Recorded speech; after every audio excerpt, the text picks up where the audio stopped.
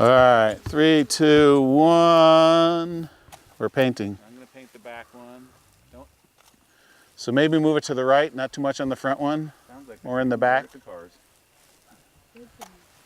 We're painting and adding light to the cacti and the boojums in the foreground against this blue twilight sky. And I don't want to overpaint now because it's getting dark.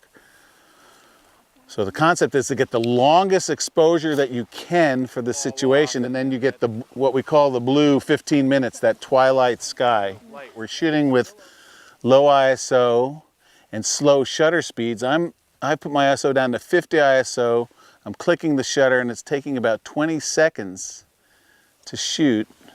And yeah, so now the sky's going really blue. So you ready to time it? 3, 2, 1, and we're painting. 1, 1,000, 2, 1,000, 3, 1,000, 4, 1,000, 5. So now go to the back one because it needs more light. Yeah, we are getting a lot of spill. You're not moving. Oh, you're good. You're good. Eight's turned in there. Further right, there you go.